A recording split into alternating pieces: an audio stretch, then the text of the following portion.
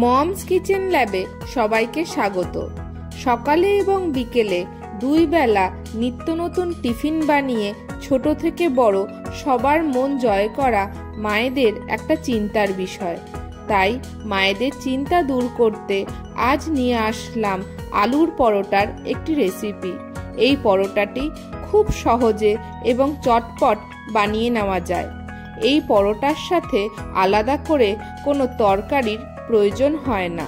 চলুন দেখে নেওয়া যাক আলুর পরোটা তৈরির পদ্ধতি। প্রেসার কুকারে 4টে আলু নিয়ে তাতে পরিমাণ মতন জল আর 1 চামচ লবণ দিয়ে প্রেসার কুকারের ঢাকনা আটকিয়ে 4-5টা হুইসেল দিয়ে নিতে হবে। লবণ দেওয়ার কারণে সিদ্ধ হওয়ার পর খুব সহজেই আলুর খোসা উঠে যাবে। আলুর পরোটার পুরের মশলার জন্য গোলমরিচ, শুকনো লঙ্কা, দারচিনি, এলাচ, লবঙ্গ, মৌরি, জিরে আর হিং নিয়ে নিতে হবে। একটা কড়াই শুকনো গরম করে তাতে একে একে সমস্ত মশলা দিয়ে হালকা ভেজে নিতে হবে।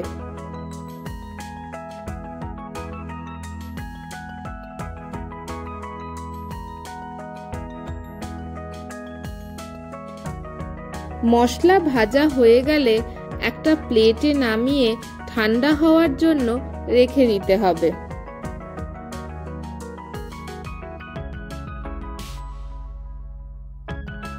এতক্ষণে প্রেসার কুকারে হুইসেলও পড়ে গেছে।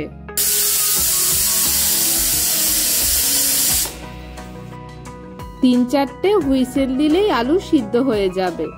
আলু প্রেসার কুকার থেকে বার করে খোসা ছাড়িয়ে নিতে হবে। একে একে সমস্ত আলুর খোসা ছাড়ানো হয়ে গেল। এবার একটা ম্যাশারের সাহায্যে আলু ম্যাশ করে নিতে হবে।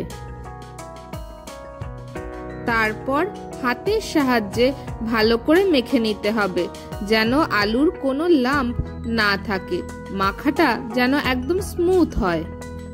এতক্ষণে ভেজে রাখা মশলা ঠান্ডা হয়ে গেছে। মিক্সার গ্রাইন্ডারের জারে দিয়ে দিতে হবে। তারপর গুঁড়ো করে নিতে হবে। খেয়াল রাখবেন গুঁড়োটা যেন একটু দানা দানা থাকে, একদম পাউডার না হয়ে যায়। কড়াইতে 3-4 চামচ সর্ষের তেল দিয়ে দিতে হবে। তেল গরম হলে মেখে রাখা আলু দিয়ে দিতে হবে।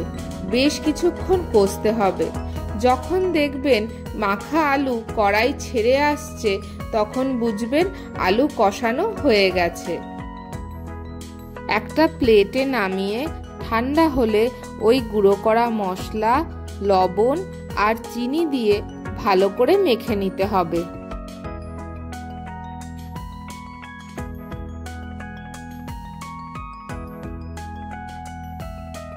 তারপর গোল গোল করে লেচি কেটে নিতে হবে।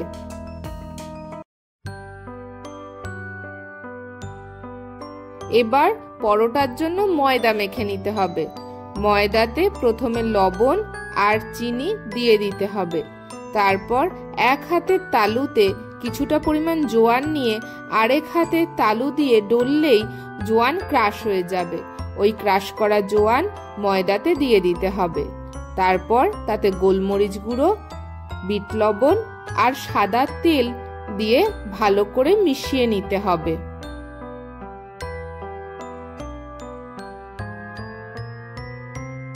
এবার শুকনো মেখে নিতে হবে। হাতে নিয়ে মুঠ করলে যখন দেখবেন ময়দা দলা পাকিয়ে যাচ্ছে, আবার হালকা চাপ দিলে ভেঙে যাচ্ছে, তখন বুঝবেন ময়দা শুকনো মাখা হয়ে গেছে। এবার ওতে অল্প অল্প করে জল দিতে হবে আর মাখতে হবে। একবারে বেশি জল দেওয়া যাবে না। ময়দা মাখতে মাখতে একদম স্মুথ হয়ে যাবে। যখন দেখবেন হাতে একটুও ময়দা লাগছে না তখন বুঝবেন ময়দা মাখা হয়ে গেছে। দেখুন ময়দা মাখা কতটা সফট হয়ে গেছে। 10 মিনিট ঢাকনা চাপা দিয়ে রেখে দিতে হবে। 10 মিনিট পর ঢাকনা তুলে আবারও মিনিট খানেক ময়দাটা মেখে নিতে হবে।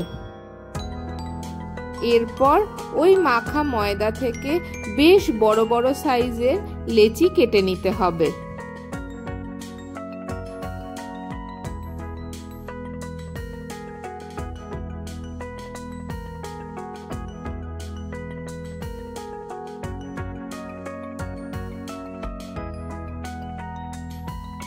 এরপর একটা একটা করে ময়দার লেচি বাটির আকারে গড়ে নিতে হবে।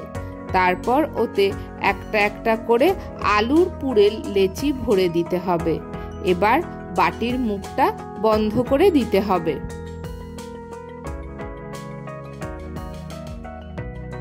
এবার হাতের সাহায্যে চেপে চেপে ভেতরের পুর চারিদিকে ছড়িয়ে দিতে হবে।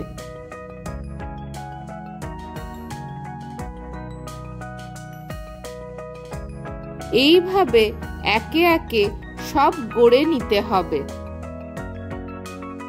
গড়া হয়ে গেলে সবকটির ওপর অল্প অল্প করে তেল মাখিয়ে দিতে হবে, না হলে শুকিয়ে যাবে, বেলার সময় ফেটে যাবে, পুর বাইরে বেরিয়ে আসবে। এরপর একে একে গড়ে নেওয়া লেচি নিয়ে নিতে হবে। হাতের সাহায্যে একটু ফ্ল্যাট করে ওপরে তেল মাখিয়ে গোল গোল করে বেলে নিতে হবে।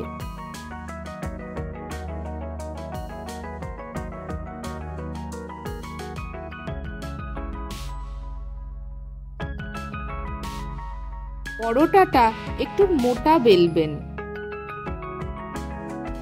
বেলা হয়ে গেলে গরম তাওয়াতে এক পিঠ দিয়ে দেবেন। এক পিঠ সেকা হয়ে গেলে উল্টিয়ে আরেক পিঠ সেকে নেবেন। এই সময় কোনো তেল ব্যবহার করবেন না। পরোটার ধারগুলো ভালো করে চেপে চেপে সেকে নেবেন। পুরো পরোটাটা সেকা হয়ে গেলে 2 চামচ তেল দিয়ে উল্টে পাল্টে ভেজে নিতে হবে। এক্সট্রা তেল অ্যাবজর্ব করার জন্য এর উপরে আরেকটা বেলে নেওয়া পরোটা দিয়ে দিতে হবে। এক পিঠ উল্টে চেপে চেপে ভেজে নিতে হবে। তারপর আবার আরেক পিঠ উল্টে দিলেই প্রথম পরোটার পুরো তেল অ্যাবজর্ব হয়ে যাবে। এইভাবে দ্বিতীয় পরোটাটাও ভেজে নিতে হবে। একে একে সব পরোটা এইভাবে ভেজে তুলে নিতে হবে।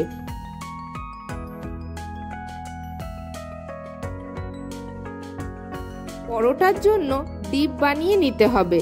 কিছুটা পরিমাণ টক দইতে একে একে লবণ, চিনি, বিট লবণ, গোলমরিচ গুঁড়ো আর ভাজা জিরে গুঁড়ো দিয়ে ভালো করে মিশিয়ে নিতে হবে।